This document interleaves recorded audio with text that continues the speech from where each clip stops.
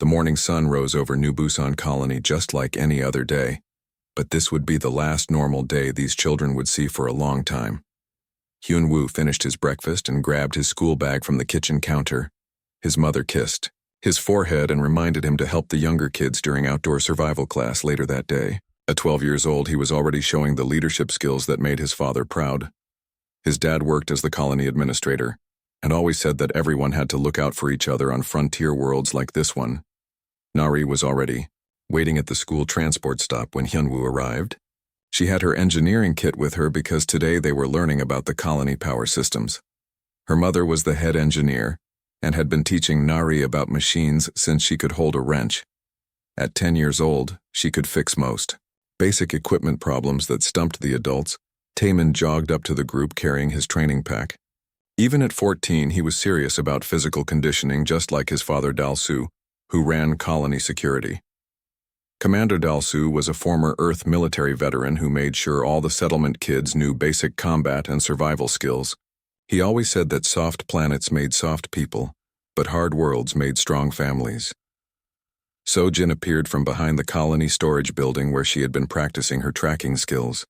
She was 11, but could move through the wilderness without making a sound. Her parents had died in a mining accident 2 years ago, and Dal-soo had taken her into his family.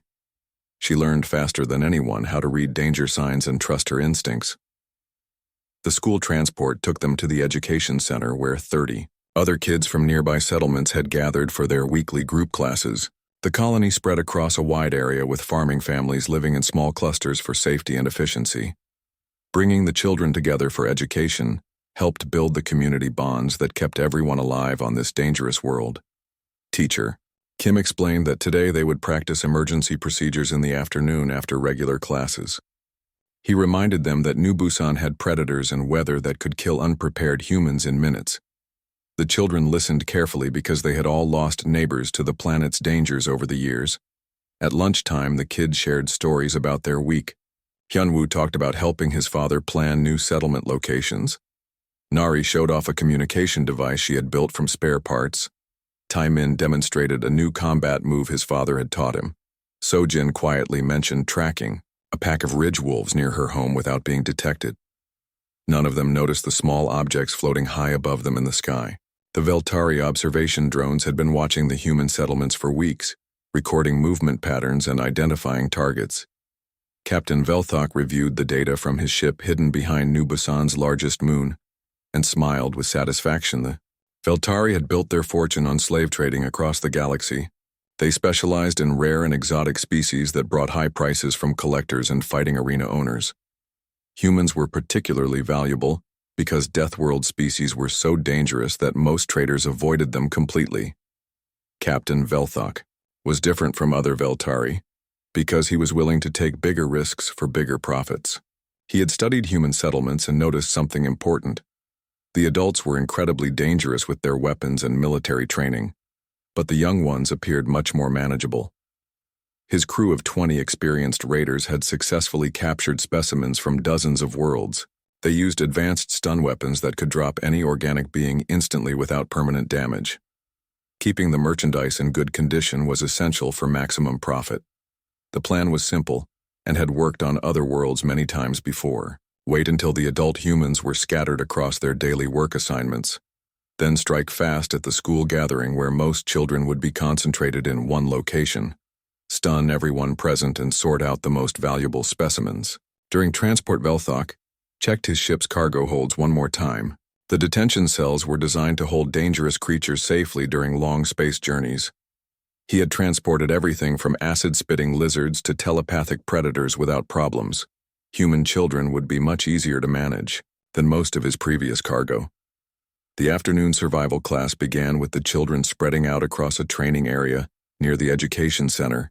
They were practicing shelter building and resource gathering when the attack began. Teacher Kim was explaining proper water purification techniques when the first stun blast hit him.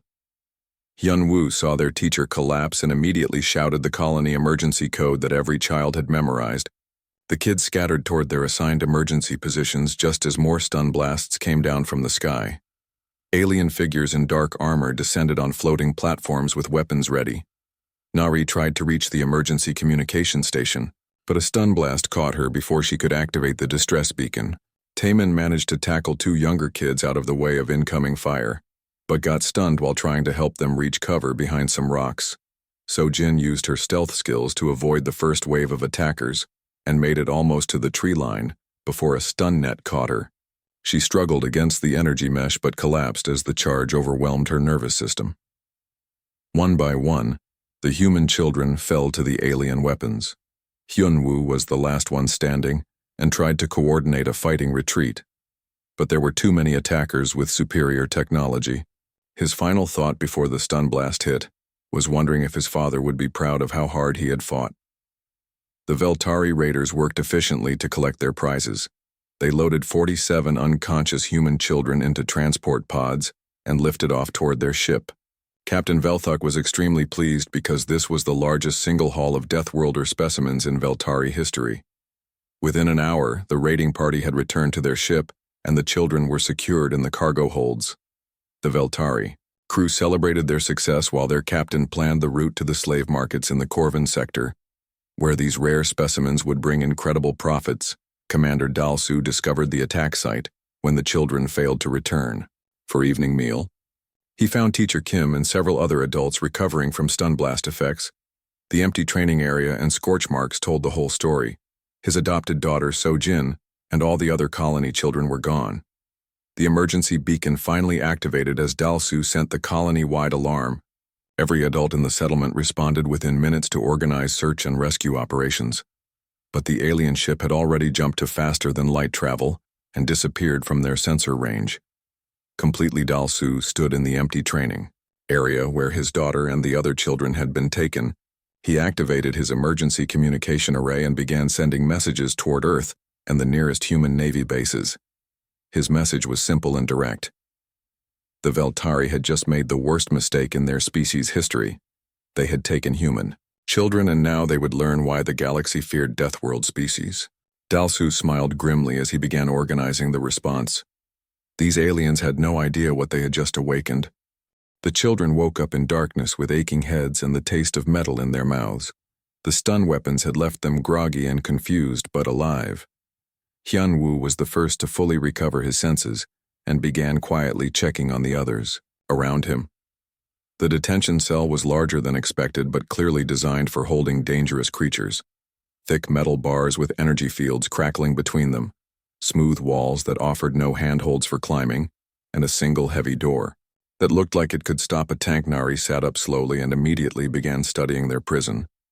Her engineering mind automatically analyzed the construction and power systems. She could see conduits running along the ceiling that probably carried electricity to the containment fields. Weak points might exist where the systems connected. Amin helped the younger children sit up and made sure everyone was breathing normally. His father had taught him basic medical care, and he checked each kid for serious injuries. Most were just scared and confused, but physically unharmed by the stun weapons. So-jin moved to the back corner of the cell where she could observe everything without being easily seen. Her survival instincts told her to learn about their captors. Before making any moves, she studied the alien technology and tried to understand how their prison worked. The other 43 children gradually woke up, and Hyunwoo quickly organized them into small groups. He assigned older kids to watch over younger ones and made sure everyone understood they needed to stay quiet and work together. Panic would only make their situation worse. Outside their cell, they could hear alien voices speaking in a language none of them recognized. The sounds were harsh and clicking like insects talking. Occasionally they heard footsteps and mechanical noises that suggested a large ship with many crew members. Captain Velthok entered the detention area with 2 guards to inspect his valuable cargo. He was pleased to see all the specimens had survived the capture process without damage. Deathworlder juveniles were worth fortunes in the right markets, and these looked healthy and strong. The Veltari captain was tall and thin with gray skin and large black eyes. His species had evolved on a low-gravity world and looked fragile compared to the human children. He wore expensive clothing and jewelry that showed his success as a trader. Hyunwoo stepped forward when the aliens appeared and spoke in clear Galactic standard, the language used for trade and diplomacy across known space. He demanded to know where they were being taken and when they would be returned to their families. Velthok was surprised that such a young human could speak Galactic Standard so well. Most primitive worlds barely had contact with galactic civilization. He explained that they were now valuable merchandise being transported to buyers who appreciated rare species. Nari listened carefully to the alien captain and began to understand their situation better. They were being sold as slaves or exotic pets to wealthy collectors. She realized that their captors had no intention of ever returning them to New Busan Taimin. Watched the alien guards and noted their weapons and armor. His father had trained him to observe potential enemies and look for weaknesses. These creatures looked fast but not very strong compared to humans. Sojin studied the way the aliens moved and carried themselves. They seemed confident but also nervous around the human children, like they were handling something dangerous that might bite them if they got careless. The feeding process revealed more about their captors when alien crew members brought food and water to the detention cell. They used long mechanical arms to push containers through small openings rather than entering the cell directly. Clearly they were afraid of getting too close. The food was bland but nutritious, and the water was clean. Velthok wanted his merchandise. To stay healthy during the journey to market, sick or injured specimens brought much lower prices than healthy ones. Yunwoo began organizing the children into work groups during their second day in captivity. He assigned Nari to study the cell systems and look for weaknesses. Taemin got the job of watching the guards and learning their routines. Sojin would observe and gather intelligence about the ship. The younger children were given tasks like keeping track of meal times and sleep schedules. Everyone had a job that helped the group survive and plan for escape. Sitting around feeling sorry for themselves would not get them home. Nari discovered that their cell was connected to the ship's main power grid through exposed conduits in the ceiling. If she could access those systems, she might be able to disrupt the containment fields. But she would need tools and time to work without being seen. Taemin learned that the guards changed shifts every 8 hours and always traveled in pairs. They carried stun weapons and wore light armor that would protect against claws and teeth, but might not stop a determined human attack. Their species was clearly not built for physical combat. Sojin used her stealth skills to listen at the cell. During guard changes, she began to understand some of their language and learned that the ship was called Prophet's Edge. They were traveling toward something called the Corvin sector, where slave markets operated. The alien crew started to feel nervous around the human children after several strange incidents. Tools went missing from maintenance areas near the detention. Cell food delivery became more difficult as the humans seemed to coordinate their movements, and sleep cycles were disrupted by weird noises. Guard Captain Zeth reported to Velthok that the specimens were showing unusual behavioral patterns. They seemed to be organizing and planning something. Most captured creatures spent their time in depression or panic, but these humans were actively studying their surroundings. Velthok dismissed his subordinates' concerns because they were just children from a primitive world. How dangerous could they possibly be when locked in a maximum security detention cell? His crew was being paranoid about simple juvenile behavior. The truth was that the human children were far from simple. They had been raised on a world that could kill them in dozens of ways every single day. Their parents were colonists who had survived Earth's military conflicts and chosen to live on an even more dangerous planet. Every human child knew how to fight, hide, track, build tools, and work as a team because their survival had depended on those skills since they were old enough to walk. New Busan did not allow weak or unprepared people to live. Longnari managed to create a small tool from pieces of their food containers. She could use it to access the power conduits if she could reach them, but the ceiling was too high and the walls too smooth for normal climbing. Taemin began teaching the younger children combat techniques that would work in close quarters. His father had shown him how to use anything as a weapon and how to fight larger opponents using speed and teamwork. Sojin discovered that one of the wall panels near the floor was slightly loose. It might be possible to remove it and access the spaces behind the walls. She could move through the ship without being detected, if she could find a way inside. Hyunwoo coordinated all their efforts and began developing an escape plan. They would need to disable the containment system, overpower the guards, and take control of part of the ship. It sounded impossible, but they had to try. The children's behavior was making the entire Veltari crew uncomfortable. Veteran slavers who had handled dangerous predators from across the galaxy were starting to fear a group of young humans. Something was very wrong with this picture. Captain Velthok received reports of more equipment malfunctions and crew complaints. His profitable cargo was somehow affecting ship operations without even leaving their cell. He decided to increase security and reduce contact with the specimens. The human children were ready to show their captors exactly why their species was classified as Deathworld predators, even the young ones. Commander Dalsu stood in the colony communication center surrounded by screens showing star maps and ship tracking data.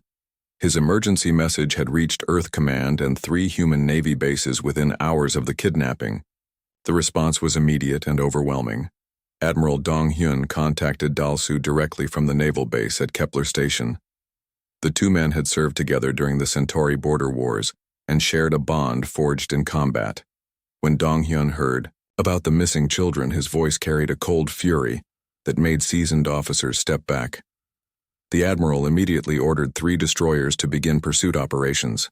The ships HMS Incheon, HMS Daegu, and HMS Gwangju were the fastest vessels in the sector and carried enough firepower to level entire planets. Their crews were volunteers who had children of their own. Captain Minho received special orders to lead a marine rescue team aboard the Incheon. He was a specialist in hostile boarding operations and had successfully recovered hostages from pirate ships and terrorist facilities. But this mission was different because the hostages were children. Dr. Yoonji joined the task force as xenobiology advisor. She had studied dozens of alien species and could provide crucial intelligence about Veltari physiology and psychology. Knowing how their enemies thought would be essential for a successful rescue operation. The human navy had been building its reputation for 20 years since first contact with galactic civilization. Other species learned quickly that humans were dangerous when angry, but absolutely terrifying when their families were threatened. Dalsu coordinated with other human settlements across known space to gather intelligence on Veltari operations. Within hours, reports came flooding in about suspicious alien activities near human colonies. The slave traders had been watching human worlds for months. Human traders and diplomats throughout the galaxy received emergency communications asking them to report any information about Veltari ships or bases. The informal network of human civilians became an intelligence-gathering system that covered thousands of star systems. Ambassador Lee at the Galactic Council delivered humanity's official response to the kidnapping. His message was polite and diplomatic, but carried an underlying threat that made alien representatives extremely nervous. Humans wanted their children back and would do anything to get them. The message stated that humanity considered the taking of children to be an act of war against the entire species. All available resources would be used to recover the victims and punish those responsible. The galaxy had never seen humans truly angry before. Trade ships reported unusual human military movements as Navy vessels began converging on the search area. Merchant captains who had dealt with humans for years were shocked by the speed and coordination of the response.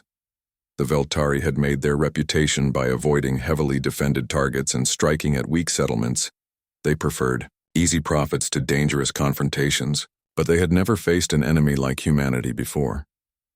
Captain Velthok received warning messages from other Veltari captains about increased human naval activity. Several slave trading operations had been discovered and destroyed by human forces. In just the past few days, someone was hunting them systematically. Velthok was confident that his ship could escape any pursuit because Prophet's Edge was fast and carried advanced stealth systems. Human warships were powerful, but their technology was still primitive compared to established galactic civilizations. What the Veltari captain did not understand was that humans had spent decades studying every piece of alien technology they could acquire. Human engineers had reverse-engineered stealth systems and developed countermeasures. Dr. Yoonji briefed the rescue team on Veltari biology and provided detailed information about their ship designs. The aliens were physically weak compared to humans and relied heavily on technology for protection. Their vessels had specific vulnerabilities that could be exploited. The search pattern was based on known Veltari trade routes and hiding places. Human intelligence had been tracking their operations for years without taking action. Now that patients provided targeting information for the rescue mission, Admiral Dong Hyun established a command center that coordinated search efforts across multiple sectors. Every human ship in space was asked to report Veltari contacts. Civilian Merchants became the eyes and ears of the Navy. Captain Minho drilled his Marines on shipboarding procedures and hostage rescue techniques. They practiced on mock-up Veltari vessels built from captured intelligence data. Every scenario ended with the children being recovered safely. The psychological warfare campaign began when human diplomatic channels delivered messages directly to known Veltari leaders. The communications explained exactly what would happen to anyone involved in harming human children. Other species in the galaxy watched with growing alarm as humanity mobilized for war. The humans had always been considered dangerous. But this response showed a level of organization and determination that shocked even their allies. Commander Dal Su received status reports from the search fleet every few hours. The ships were following Veltari energy signatures and closing the distance steadily. Modern sensors could track faster than light jumps across dozens of star systems. The hunt had become personal for every human involved in the operation. The missing children represented not just individuals, but the future of human expansion into space. An attack on human children was an attack on human survival. Veltari intelligence networks began reporting unprecedented human military activity. Navy ships were appearing in systems that had never seen human presence before. The search grid was expanding faster than anyone thought possible. Captain Velthok decided to change course toward the lawless Corvin sector, where he could sell his cargo quickly and disappear into the criminal underworld. Human pursuit ships would not follow him into those dangerous systems. The Corvin sector was controlled by criminal organizations that preyed on legitimate shipping. Pirates and smugglers used the region as a safe haven from galactic law enforcement. Velthok had done business there before. What Velthok did not know was that humans had already made contact with several Corvin criminal groups. Admiral Dong Hyun was offering massive rewards for information about Veltari ships and promising to ignore other illegal activities. The criminal bosses who controlled Corvin space were practical beings who understood that crossing humanity was bad for business. They began sharing intelligence about Veltari operations in exchange for human protection. Dr. Yunji analyzed the pursuit data and predicted that Velthok would head for a processing station in the Corvin sector.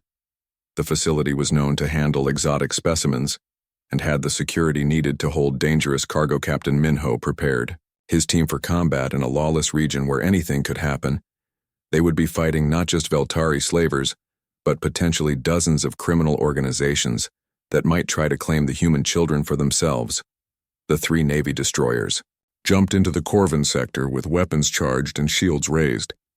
They were entering the most dangerous region of known space, but nothing would stop them from recovering those children. Commander Dalsu received a final message from Admiral Dong Hyun before communications were cut off by combat interference. The rescue fleet had found their target and was beginning the attack. Soon they would know if the children were still alive. The galaxy watched and waited as humanity showed everyone why Deathworld species were so feared. The Veltari had signed their own death sentence when they decided to take human children. The Veltari processing station hung in space like a metal spider, with dozens of docking arms extending from its central hub. Captain Velthok guided Prophet's Edge toward one of the secure bays where dangerous cargo could be transferred without risk to station personnel. Hyunwoo felt the ship slow down and change direction as they approached their destination.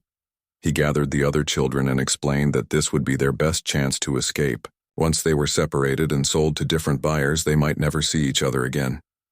Nari had spent days working on the loose wall panel and finally managed to remove it completely. Behind the panel was a narrow maintenance space that connected to the ship's internal systems. She could crawl through and access the power conduits that fed their Celtamen, organize the children into combat teams, just like his father had taught him during colony defense drills. The older kids would lead while the younger ones provided support and watched for dangers. Everyone had a job that matched their abilities. So-Jin used her stealth skills to scout through the maintenance passages that Nori had opened. She discovered that the spaces behind the walls connected to every part of the ship. She could move around without being detected by the alien crew. The plan was simple, but dangerous. Nari would disable the containment system while So-Jin created distractions in other parts of the ship. Taimin would lead the assault on the guards when the cell door opened. Hyunwoo would coordinate everything and keep the group together. Captain Velthok was busy negotiating with Station Security Chief Krath about storage and transfer procedures for his valuable cargo. The Corvin crime boss was interested in acquiring some of the human specimens for his private collection. The processing station was a maze of corridors and chambers, designed to hold thousands of different species. Some areas were environmentally controlled for specific alien physiologies, while others were maximum security prisons for the most dangerous creatures. Nari crawled through the maintenance space with her improvised tools and reached the main power distribution panel. She had studied the ship systems for days and knew exactly which circuits controlled the detention area. The Veltari crew was preparing for cargo transfer when the lights began flickering throughout their ship. Several crew members reported equipment malfunctions in different sections. Guard Captain Zeth suspected the human specimens were somehow involved. So-Jin moved through the wall spaces like a ghost and began sabotaging systems all over the ship. She loosened power connections and jammed mechanical linkages. Her goal was to create chaos and confusion among the alien crew. The children in the detention cell felt the containment field weaken as Nari's work affected the power systems. The energy barrier that kept them trapped was fluctuating and would fail completely within minutes. Taemin positioned his assault teams near the cell door and prepared improvised weapons from pieces of metal and plastic they had collected. The items looked harmless but could become deadly in the hands of children trained for survival. Hyunwoo gave the signal when the containment field finally collapsed. 47 human children exploded out of their prison like a pack of hunting animals. Their movements were coordinated and purposeful. The first Veltari guard to respond to the containment failure was overwhelmed by 6 children working together. They used teamwork tactics that would have impressed seasoned soldiers.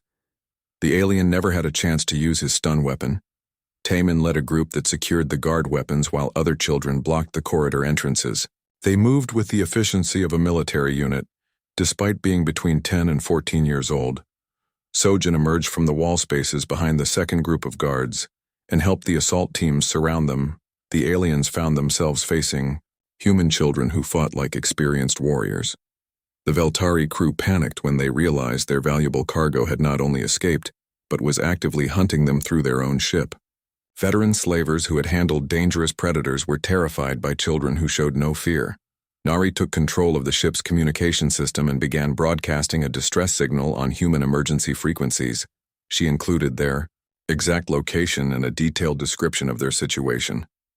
Captain Velthok tried to organize his crew for a counterattack, but the humans had divided into small groups that struck fast and disappeared into the maintenance spaces. They were using guerrilla warfare tactics that the aliens could not counter.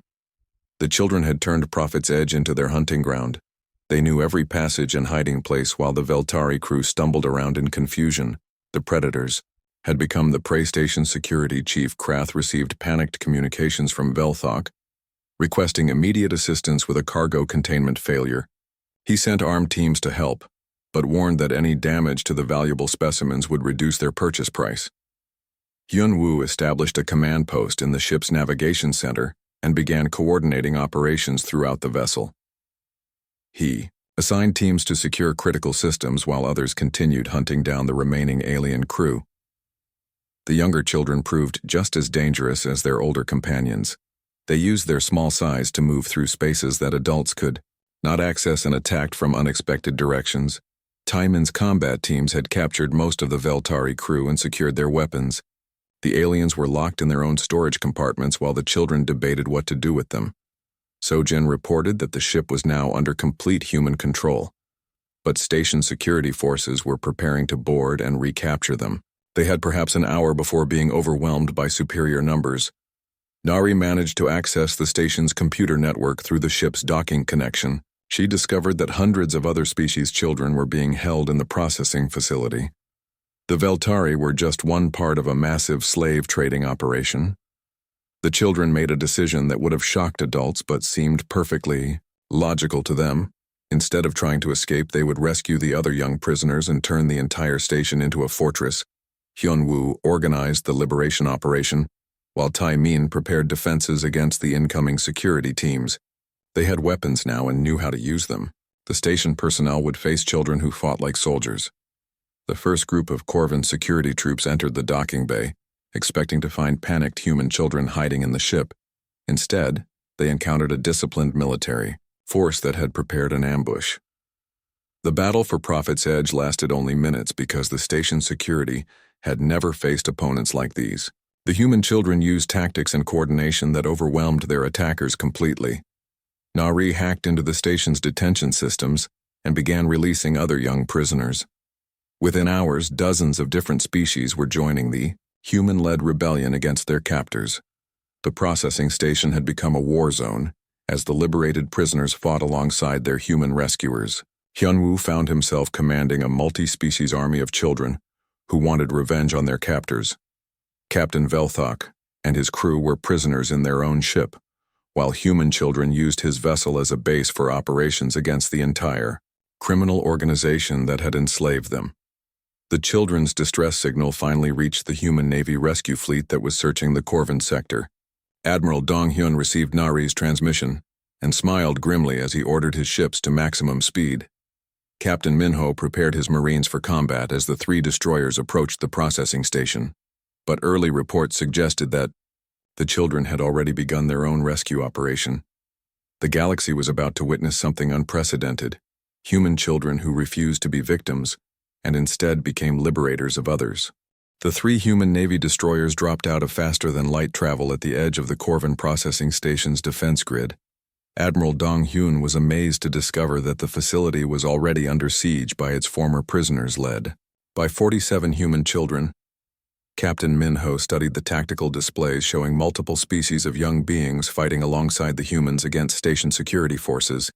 The children had not waited for rescue but had created their own liberation. Army Nari's voice crackled over the communication channel as she reported their status to the incoming naval forces.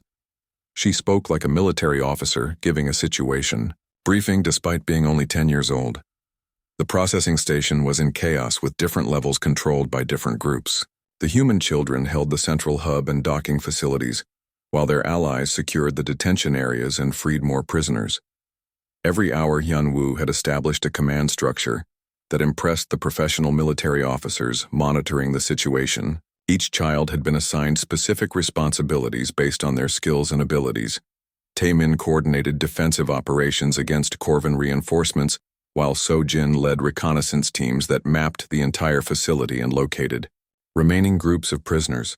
The station's criminal leadership tried to negotiate with Admiral Dong-hyun for safe passage in exchange for releasing all prisoners.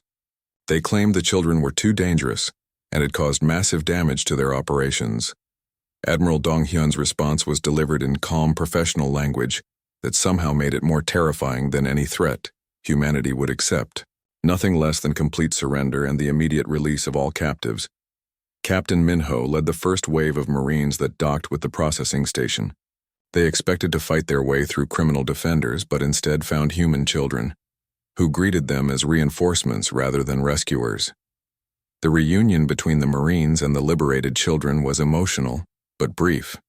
There was still work to do as hundreds of young prisoners from dozens of species needed medical attention and safe transport. Dr. Hunji established a field hospital in one of the cleared sections of the station and began treating children who had suffered weeks or months of captivity. Many had never seen adults who genuinely cared about their welfare. The criminal organization that ran the processing facility surrendered within hours of the human fleet's arrival. Their security forces had been completely overwhelmed by children who fought with determination and skill that shocked veteran criminals. Station Security Chief Krath was captured while trying to escape in a personal shuttle. He faced charges of slavery and child trafficking that would result in execution under both human and galactic law. Captain Velthok remained locked in his own ship's storage compartment, where the human children had imprisoned him. He would face trial for crimes against humanity and dozens of other species. The scope of the slave trading operation became clear as intelligence teams examined the station records. Thousands of children had been processed through the facility. Over several years, human investigators discovered that the Veltari network had been targeting multiple species across the galaxy, but humans were considered especially valuable because of their Deathworld origins and combat capabilities. The children's actions had exposed and destroyed one of the largest criminal organizations in known space. Their rescue operation had accomplished more than years of law enforcement efforts. Yun-woo stood on the station command deck beside Admiral Dong-hyun. As they watched the last group of freed prisoners board transport ships, he had led 47 human children through an experience that would have broken most adults. Nari worked with human engineers to download all the station's data about slave trading networks. The information would help authorities across the galaxy locate and rescue other victims. Tae-min helped organize the younger children for the journey home. Many were traumatized by their experiences, but all had learned that they were capable of far more than they had ever imagined. So-jin remained quiet and watchful as always, but there was a new confidence in her movements that showed how much she had grown during their captivity and escape. The journey back to New Busan took several days. Aboard the Navy ships, the children were reunited with their families in emotional ceremonies that were broadcast across human space. Commander Dalsu embraced his adopted daughter So-jin and his friends' children while trying not to think about what might have happened if they had not been strong enough to save themselves. The trial of Captain Velthok and his crew became a galactic sensation as the human children testified about their experiences. Their calm professional testimony shocked observers who expected traumatized victims. 12-year-old Hyunwoo described their escape plan and combat operations in detail. His matter-of-fact tone made it clear that he considered their actions to be normal responses to the situation. The galactic community began to understand that human children were not just smaller versions of human adults, but were actually trained from birth to survive in hostile environments. Other species started to reconsider their assumptions about humanity. If the children were this dangerous, then what were the adults really capable of when truly motivated? The Veltari slave trading network collapsed completely as other human operations destroyed their remaining bases and freed thousands of prisoners. The species that had built its fortune on slavery was reduced to scattered refugees. 6 months after the rescue, the children of New Busan had returned to their normal lives. But the galaxy had changed forever in response to their actions. Nari continued her engineering studies and became interested in designing better defense systems for human colonies. Her experience with alien technology had given her insights that impressed professional engineers. Tae-min followed his father into colonial security work and began training other children in advanced combat techniques. The colony wanted to make sure they were never vulnerable to attack again. So-jin remained with Dalsu's family and became the settlement's top tracker and scout. She had learned that she was capable of surviving anything and protecting those she cared about. Yun-woo returned to his studies but now included military strategy and leadership courses. His natural abilities had been tested under extreme conditions and proven to be exceptional. The other 43 children all showed similar growth and development. Their shared experience had created bonds that would last their entire lives. Galactic news reporter visited New Busan to interview the children about their experience. She expected to find traumatized victims but discovered confident young people who had faced the worst and survived. Nari spoke for the group during the interview and explained that they had not tried to be heroes but had simply done what any human children would do when threatened. The reporter asked what message she had for other species who might consider similar actions against human settlements. Nari smiled with the calm confidence that came from knowing exactly what she was capable of. She explained that they had learned a great deal about spaceship systems and alien technology during their adventure. She hoped that other species would understand that it would be better for everyone if human children never had to use that knowledge again. The interview ended with images of the children playing and studying in their peaceful colony, but viewers across the galaxy understood the warning that lay beneath their normal activities. The legend of the 47 had spread throughout known space, a reminder that even human children were not to be underestimated. Slave traders gave human settlements impossibly wide berths, and criminal organizations added warnings about human reprisals to their operational procedures. The children had achieved something that years of diplomacy and military action had failed to accomplish. They had made the galaxy afraid to threaten human families. Commander Dalsu watched his daughter and the other children during their evening meal and smiled proudly. They had faced the ultimate test and proven that humanity's future was in capable hands.